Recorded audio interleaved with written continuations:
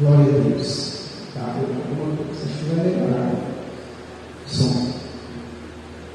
Amém, irmãos? História de pé. Abra sua Bíblia comigo. Evangelho de Marcos. Evangelho de Marcos. Capítulo de número 7. Eu quero ler com os irmãos o versículo de número 30, logo após. Permaneça com seu texto aberto, amém? Em nome de Jesus, para a gente poder ler esse texto a partir do 24. De momento, eu quero ler apenas o 30, mas depois fique com seu texto aberto e nós vamos ler versículo por versículo a partir do versículo de número 24. Evangelho de Marcos, capítulo de número 7, versículo de número 30. Marcos 7, 30. O texto diz assim: ao retornar ela para casa, encontrou a criança jogada sobre a mesa, pois o demônio a havia abandonado. Ao retornar ela para sua casa, encontrou a criança jogada sobre a cama, pois o demônio a havia abandonado. Deus, esta é a tua palavra que foi lida, será ministrada aos nossos corações. A minha oração é para que o Senhor, através do teu Espírito Santo, possa falar conosco, Pai, através desta mensagem. Que esta mensagem traga edificação aos nossos corações, proximidade com o Senhor, intimidade com o Senhor.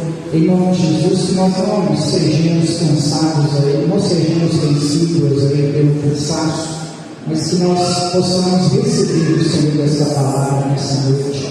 Em nome de Jesus. Amém. Pode se sentar? Glória a Deus. Quero trazer aos irmãos nessa noite, uma reflexão a respeito desse texto do Evangelho de Marcos, capítulo 7, a partir do 24. Amém? Esse texto ele é fundamental dentro deste livro.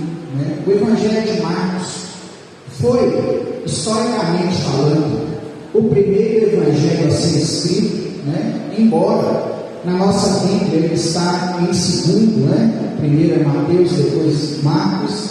Ele foi o primeiro evangelho a ser escrito, cerca de 30 anos, cerca de 15 anos após a morte de Jesus, entre 12 e 15 anos após Jesus ter falecido e ressuscitado. Quando a igreja já tinha entre 12 e 15 anos de idade, surgiu uma preocupação entre os discípulos que estavam pregando o Evangelho, anunciando as boas novas da salvação. A igreja estava crescendo, a igreja estava indo bem, mas não havia ainda um relato histórico daquilo que estava acontecendo já há 15 anos.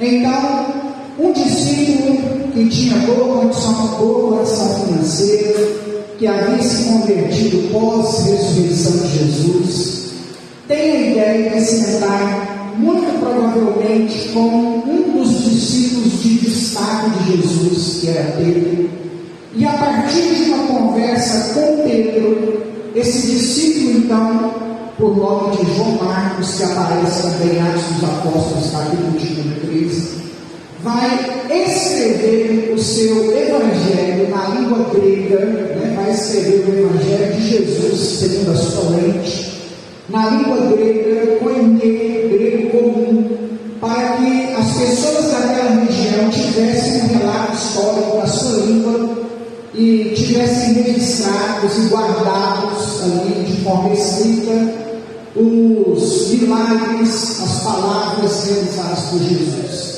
Então, entre 12 e 15 anos pós a morte e ressurreição de Jesus, João Marcos, senta com Pedro e escreve o primeiro evangelho na língua grega.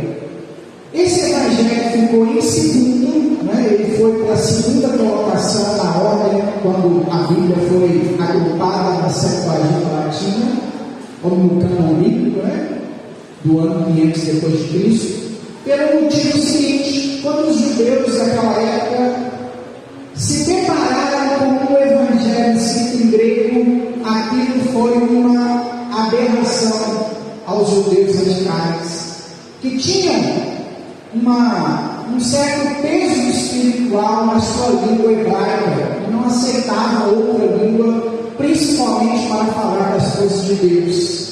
Então Mateus, que também havia se convertido ao cristianismo e tinha sido um dos 12 de Jesus, e antes era cobrador de impostos, Mateus pega o evangelho de Marcos, que foi o primeiro evangelho, reescreve o evangelho de Marcos, colocando também a sua ótica, da história que ele viveu, que ele vivenciou. Algum detalhe que o Marcos não viveu, porque ele apenas pegou um relato de Pedro, alguma visão, ponto de vista diferente do mesmo acontecimento, e acrescentou algumas coisas a mais que ele tinha vivido e que o João Marcos não havia relatado, porém em hebraico. E nós sabemos que a Bíblia é o Antigo Testamento em hebraico, Novo Testamento em grego. Na hora que agrupou o cânon bíblico, a Bíblia, com seus 66 livros, formando Antigo e Novo Testamento, perceberam que seria incoerente deixar 39 livros em hebraico, um livro grego, um livro hebraico e 25 livros gregos. Para não ficar essa divisão maluca, separaram entre grego e hebraico. Então, como Mateus foi escrito em hebraico, ele ficou mais perto do Antigo Testamento, para que a ordem no original ficasse melhor. Mas o primeiro evangelho que vai ser escrito é o evangelho de Marcos, o que não dá ou faz dele nem menos nem mais importante. Na verdade, os 4 evangelhos ocupam o mesmo grau. Cada pessoa é apaixonada por um evangelho diferente, É comum a gente encontrar pessoas que são apaixonadas pelo evangelho desigual. É o evangelho que mostra Jesus como Filho de Deus. É o evangelho que fala do amor, do discípulo mais próximo de Jesus, e demonstra esse amor de Jesus de forma mais intensa. Então é comum encontrarmos pessoas que são apaixonadas pelo evangelho de João. Eu particularmente sou um apaixonado pelo evangelho de Marcos. O evangelho de Marcos me chama muita atenção. A primeira característica que fez o evangelho de Marcos chamar a minha atenção, fazer eu gostar desse evangelho, lá no começo da minha fé, por ter 16 capítulos, eu li ele mais vezes, Então eu queria ler o evangelho, ele era o evangelho que menos tem capítulos, só 16. Todos os outros têm mais capítulos, são maiores.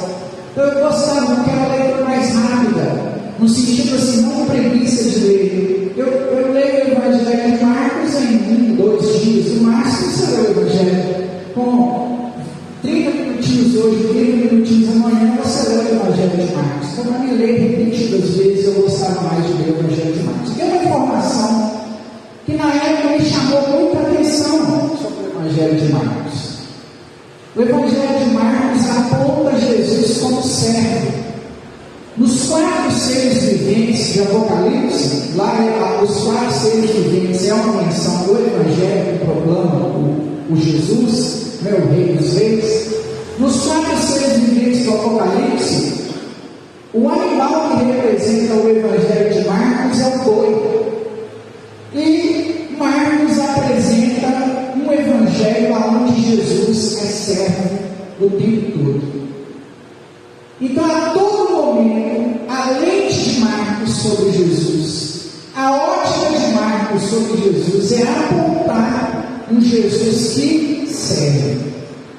Isso é algo tão presente dentro do evangelho de Marcos, que Jesus só é chamado de Senhor uma única vez nesse evangelho.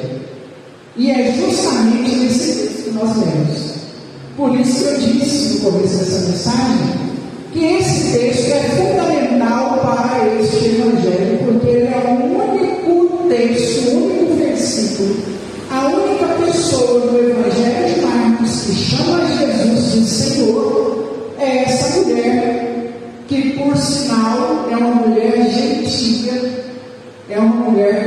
na região de Tiro e Sidom. E costumeiramente, aqui, vez por outra, eu trago aos irmãos aqui na quinta-feira um milagre realizado por Jesus. Porque, embora são histórias muito simples no Evangelho, é justamente através dessas histórias simples que a nossa fé é fortalecida, né? Alguém já dizia o seguinte, entre pregadores, não sei se o pastor Jardim já ouviu isso, alguém já dizia o seguinte: se você tiver uma igreja chamada para pregar e não tiver nada em mente, prega o milagre de Jesus, está certo, né? Pega para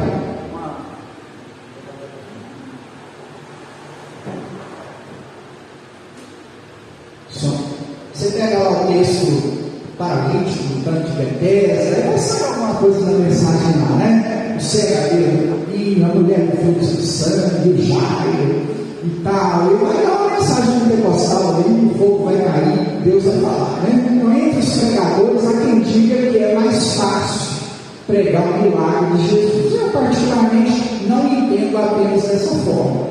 Entendo que essas histórias, elas têm muito para nos ensinar relacionado à fé. A essa fé, assim, que com o passar do tempo a gente esquece. Quantas vezes a gente esquece, irmãos, que é só clamar, né? Que é insistir.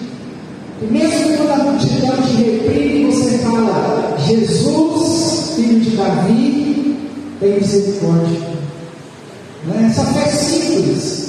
Essa fé é tocar do Jesus vai na minha casa, eu sei que o Senhor pode, os seus pecados estão perdoados. Eu acho que, vez por outra, nós precisamos ser lembrados desses símbolos de Deus.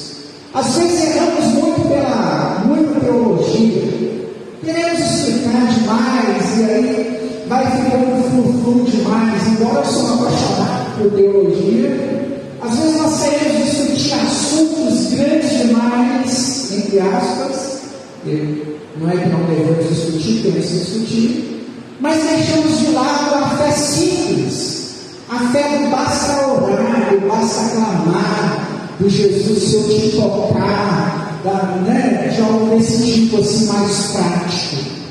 Então, vira e mexe, eu trago aqui aos irmãos a tentativa, não de ser fácil pegar, porque não é. Talvez você nunca tinha ouvido essa informação a respeito de Marcos, por exemplo, né? Tem coisa que eu vou falar dessa mulher aqui, talvez você nunca tinha estudo, você nunca ouviu, e hoje você vai ouvir. E cada história dentro dos evangelhos, cada milagre dentro dos evangelhos, ele tem particularidades muito grandes. Eu não posso olhar com desprezo aos milagres do evangelho pelo seguinte motivo: nem todos os milagres que foram realizados por Jesus estão registrados nos evangelhos. E nem todas as palavras ditas por Jesus estão registradas nos evangelhos. João disse no seu evangelho que se a gente colocasse todos os milagres e todas as palavras de Jesus em livros, a quantidade de livros seria tanta que a terra não teria espaço para a quantidade de livros produzidos. Você entende? Então, ou seja, no planeta não teria como fazer uma biblioteca no planeta inteiro que coubesse todos os milagres e todas as palavras realizadas por Jesus. Então é muita coisa. Se é muita coisa, ficou registrado muito pouco. O pouco que está registrado não é aleatório. Tem um porquê. Entre tantos milagres, Mateus tem escolhido aquele, João tem escolhido aquele, Lucas tem escolhido aquele, Marcos tem escolhido aquele. Entendeu? Foram tantos milagres que aqueles de mais destaque por algum motivo estão registrados nos evangelhos. Os que não tinham, os que seriam aleatórios, não ficaram registrados no evangelho. Então cada milagre tem uma particularidade. Eu não posso olhar para o milagre de Jesus pensando que o milagre é pequeno. Por isso que eu falo aos irmãos, eu já falei aqui mais de uma vez, estou aproveitando que estou de férias, né? E aí estou assistindo de novo, já acabei de assistir novamente The Chosen. Assistam. Eu assisto The Chosen chorando, né? Assim, a terceira temporada eu não tinha assistido ainda, Jesus estava multiplicando o pão e eu estou tirando o óculos.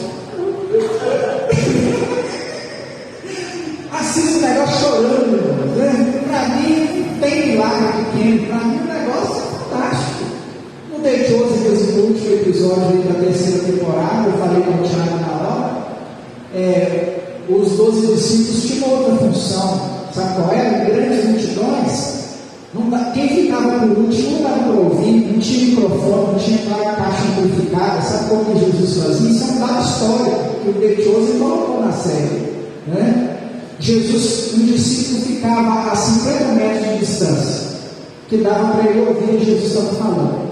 Jesus falava, um discípulo a 50 metros ouvia e falava, e outro discípulo a 50 metros ouvia e falava.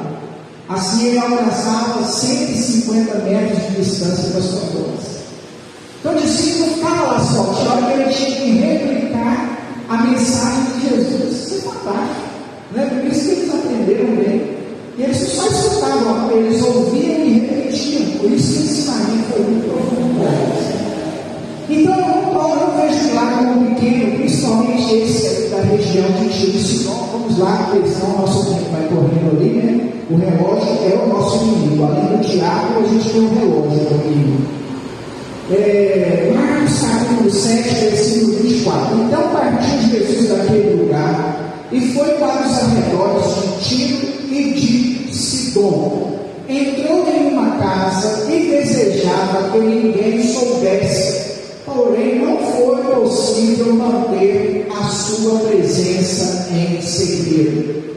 Jesus está no meio do seu ministério no Evangelho de Marcos, a sua fama já começou a se espalhar, as pessoas já começaram a vir até Jesus, pedindo ajuda, trazendo para ali os enfermos e curados.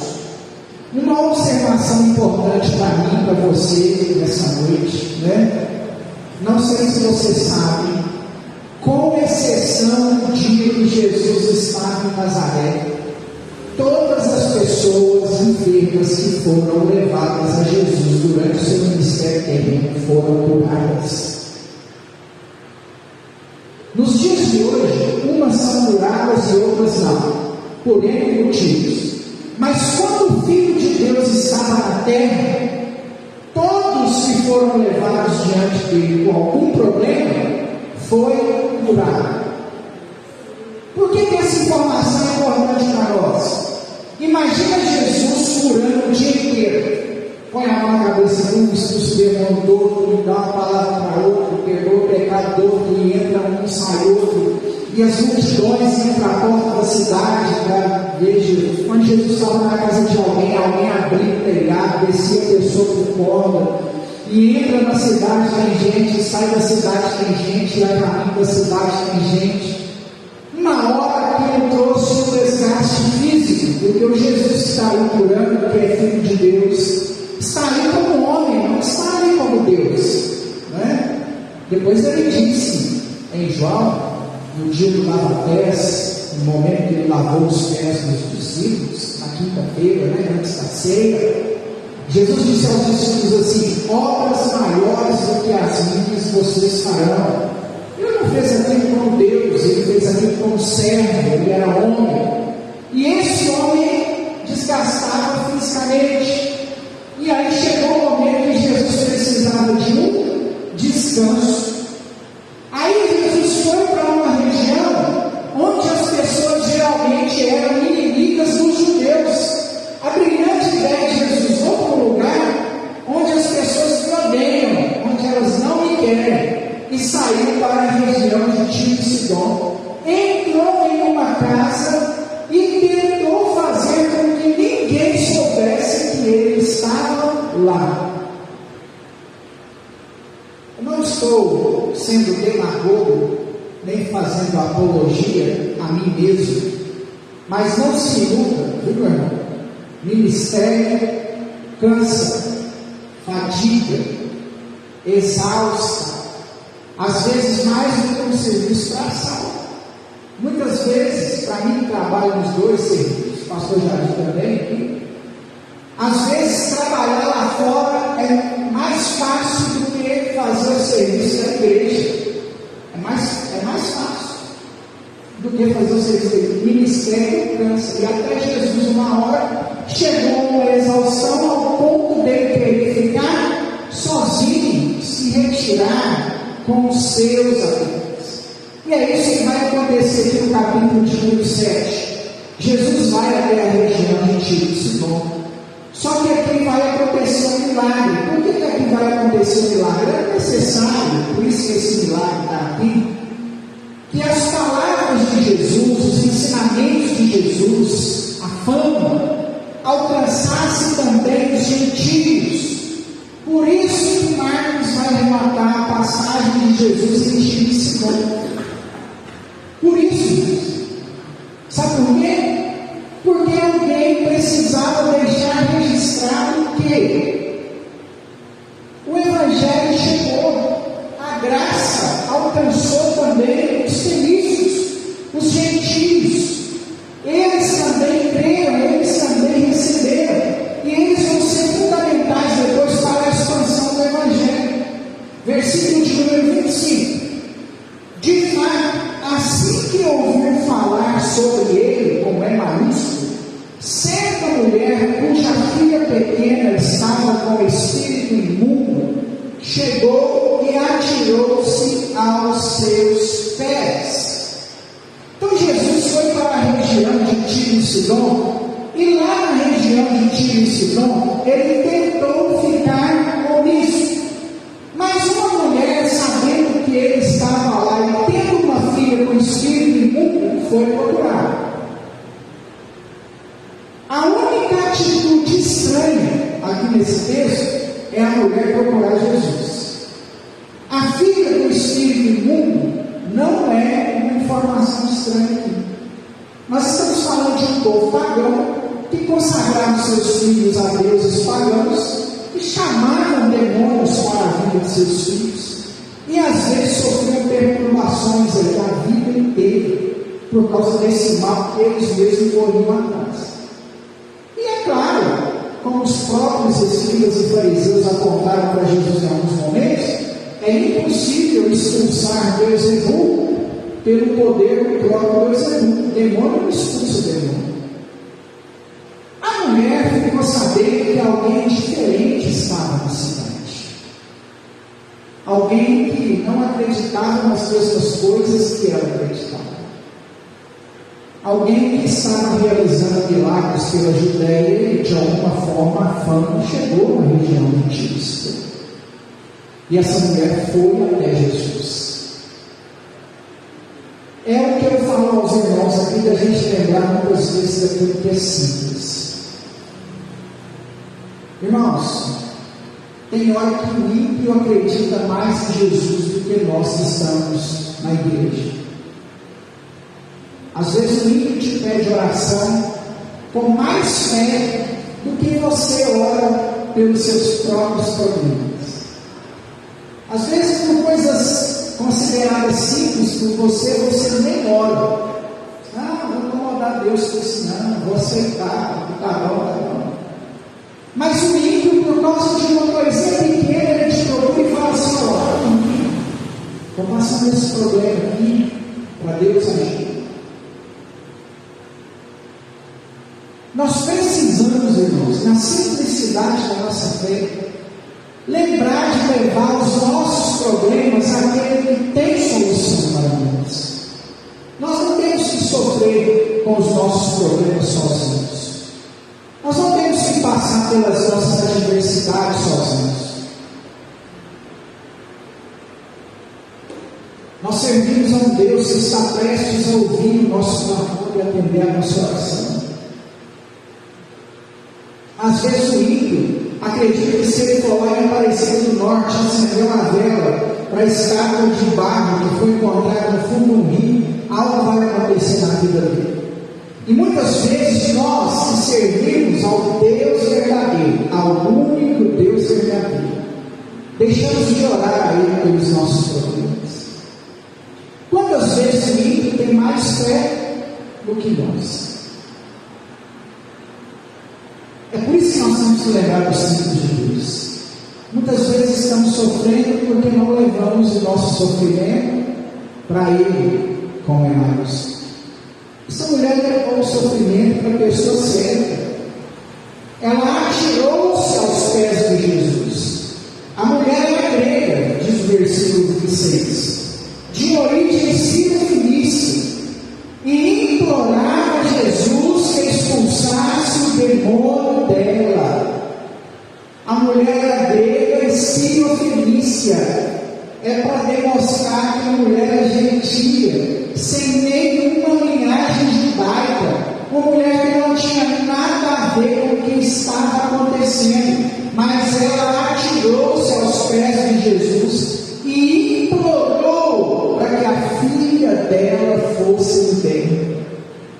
Aprenda, minha irmã, aprenda, meu irmão, a implorar a Jesus, a clamar ao Senhor, a se debruçar sobre os pés de Jesus, a ir para a oração e a acreditar naquilo que Ele pode fazer por você. É diante dele que nós temos que nos humilhar. E essa mulher começa nesse versículo 26, um processo de humilhação muito forte.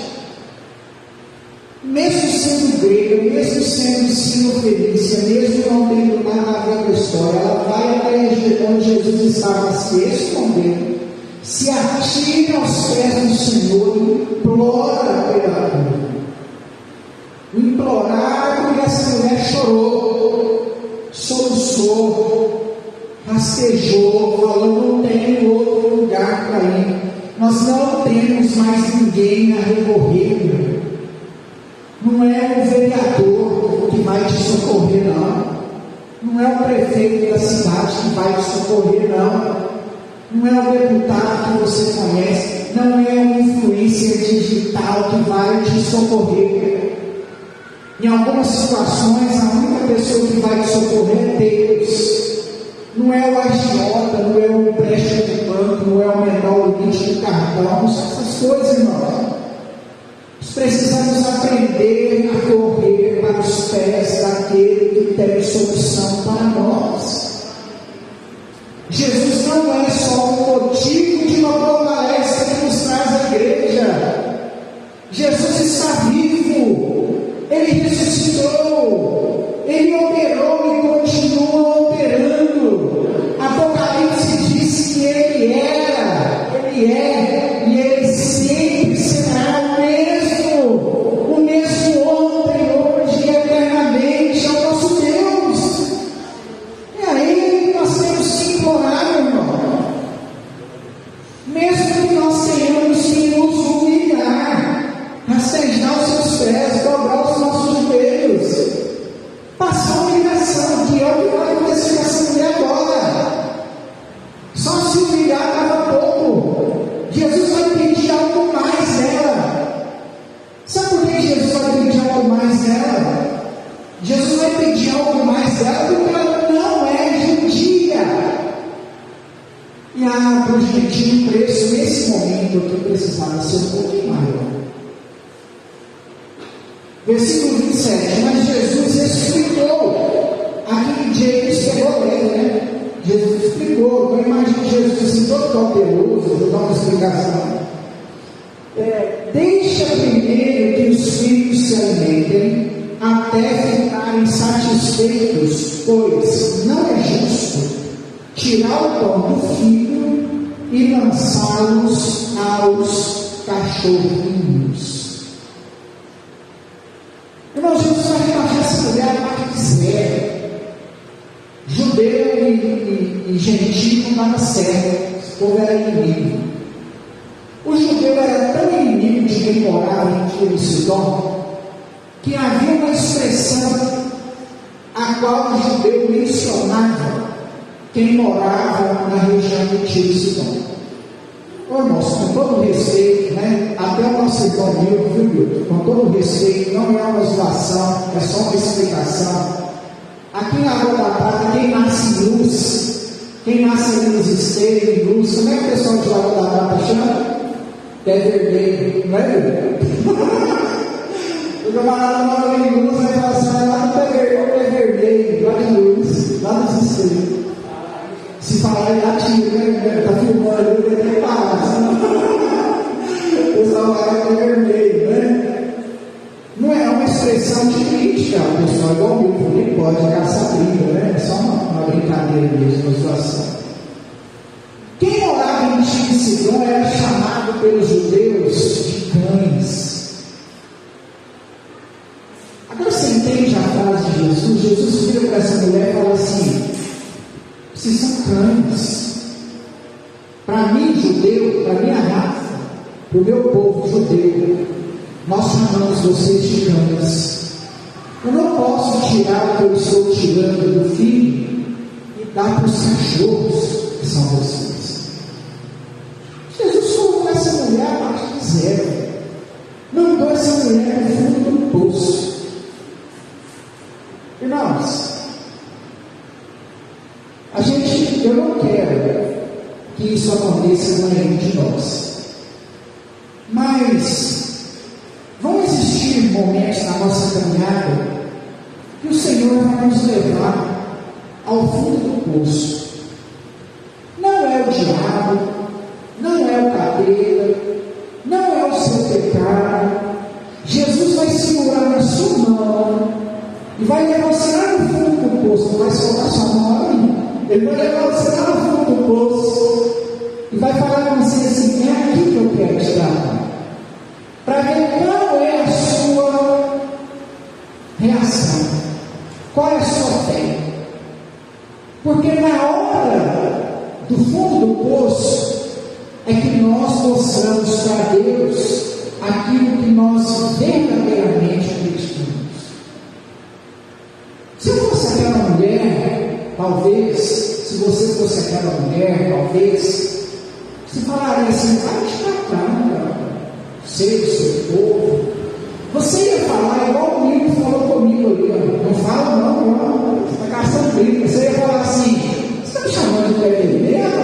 Que criativo! Aquela mulher, se fosse eu ou você, ia gastar brinco. Sabe por quê, irmãos? Quando a gente está no fundo do poço, a gente fala assim: que Deus é esse? Quando a gente está no fundo do poço, a gente fala igual o salmista revoltado, que até o salmista revoltou. Imagina nós, né? Os meus inimigos me perguntam na minha aflição, Salmo 42, onde está o seu Deus? O Jó na aflição perguntou: cadê o Senhor? Que não vem me socorrer. Onde o Senhor está? É a última, se eu não me engano, parafraseando, não está com essas palavras, mas entre as últimas palavras de Jó é mais ou menos isso: onde o Senhor está? Aí Deus começa a responder, ele fala assim: onde você estava quando eu lancei os firmamentos da terra? Onde você estava quando eu chamei, quando eu fiz isso e aquilo? Onde você estava quando eu lancei o firmamento de todas as coisas? Né? Aí já fica lá, gente, onde você estava? Jó pergunta tipo assim: cadê o Senhor? Qual de nós vem nessa sala? Talvez eu tenha feito uma oração desesperadora assim: cadê o Senhor? Nesse resultado de exame, nessa condição financeira, nessa porta que não abre, cadê o Senhor? Qualquer um de nós, no lugar dessa mulher, falaria bolufas para Jesus e largaria ele lá, porque tem momentos que Jesus vai nos levar lá no fundo do poço. Satanás quase acabou com a vida de Jó porque Deus permitiu. Jacó saiu do vale de Jabó, com o quadril, fora do lugar, o resto de sua vida. Um fisioterapeuta, um ortopedista, voltaria a perna de Jacó para o lugar, no simples movimento, voltou para o lugar. O camarada sofreu com aquilo a vida inteira. Deus permitiu. Nem sempre, mas algumas vezes. Jesus pega essa mulher e humilha ela. Eu não posso esquecer, irmãos, das verdades práticas da caminhada cristã. Existem muitas verdades práticas da caminhada cristã. Tem um versículo que a gente não pode deixar de decorar, né? Eu vou confundir agora, porque eu nem tinha preparado isso. Ou é Tiago 4,7 ou é Tiago 4,10. É um dos dois versículos, o 7 ou 10. Né? Diz que aquele que se humilhar, o Senhor exalta. Verdade prática da vida cristã. Você está humilhado hoje, é porque Deus vai te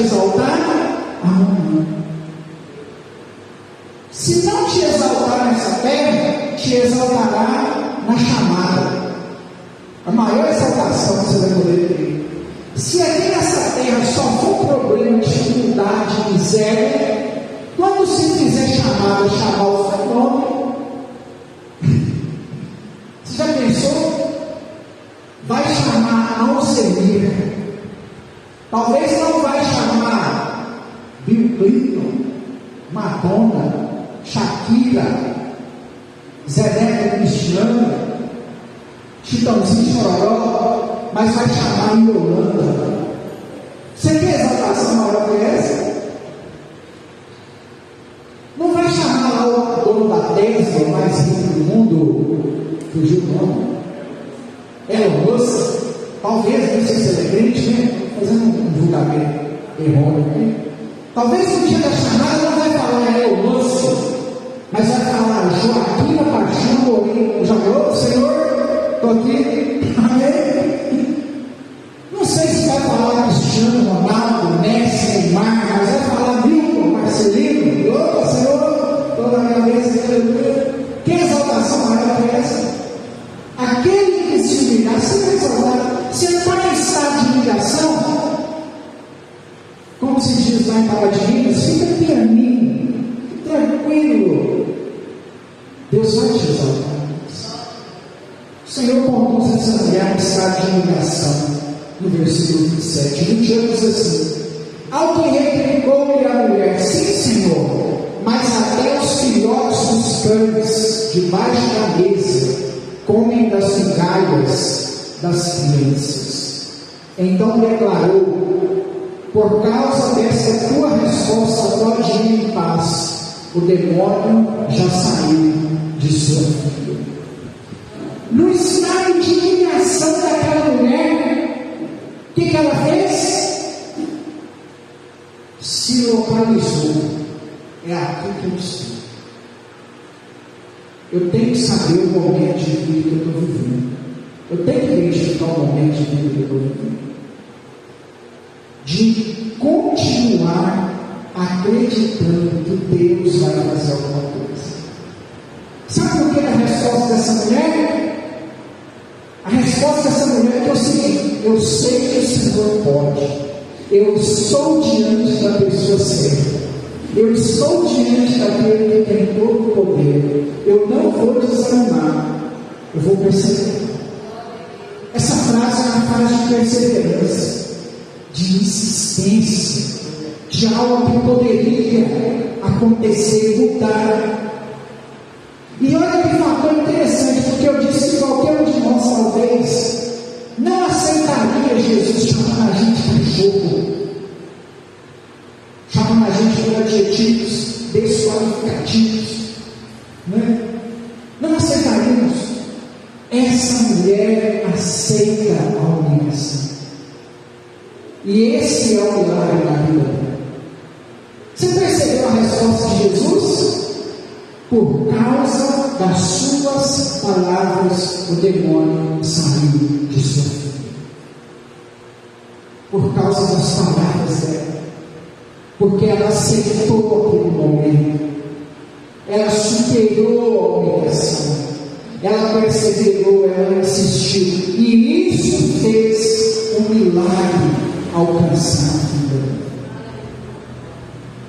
Esse é um dos milagres de Jesus, aonde o curar não é enfatizado, né?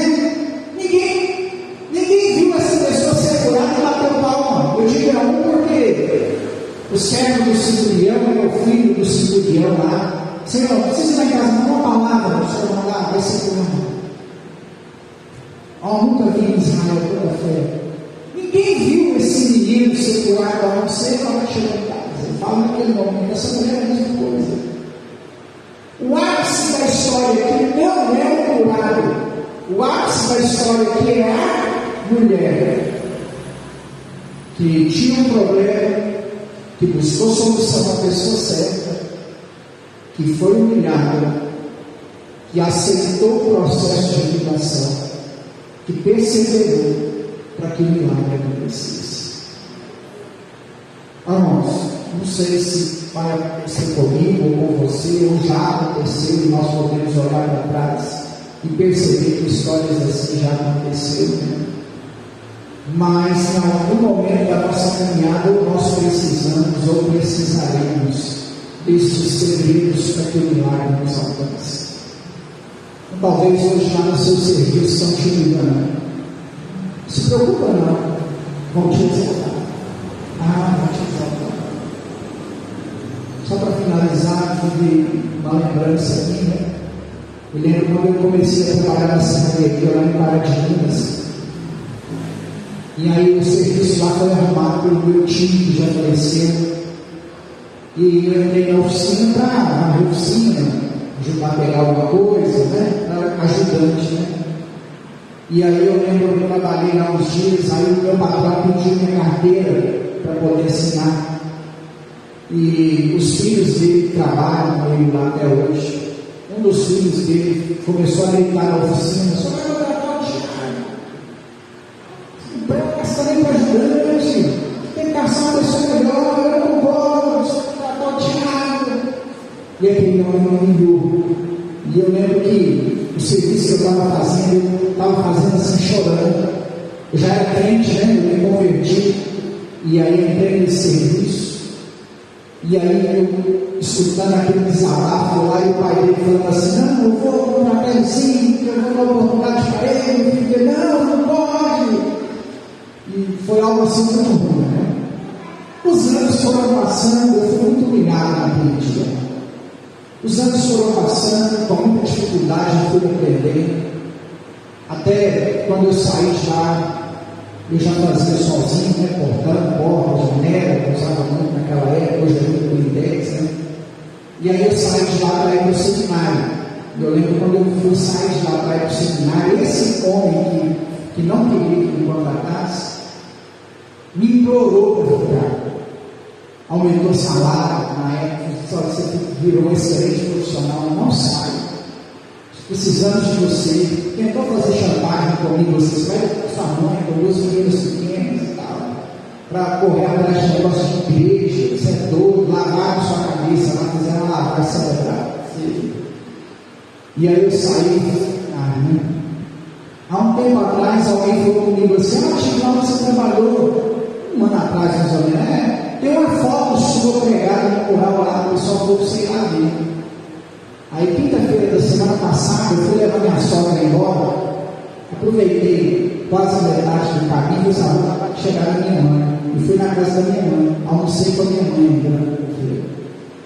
Na hora que eu saí da casa da minha mãe, eu pensei assim, eu lembrei, vou passar lá para ver a foto.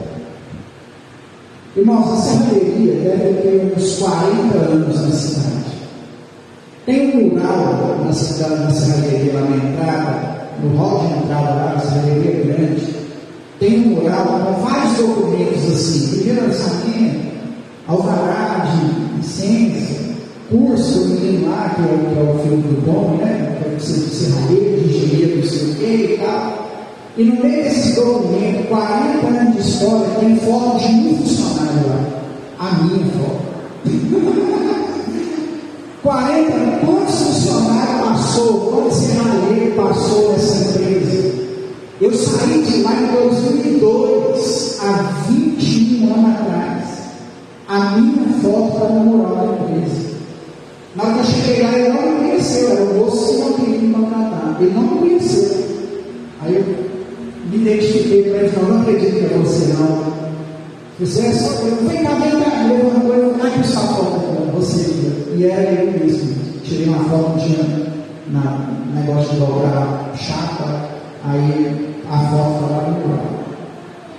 E aí ele contou para mim: essa cara, ele conta a história de todo mundo. Saiu daqui, foi para o seminário, eu pastor e tal. Então, irmãos, fecha a barriga. Se aconteceu comigo, acontece com você também, tenho certeza. Se não aconteceu, ainda vai acontecer.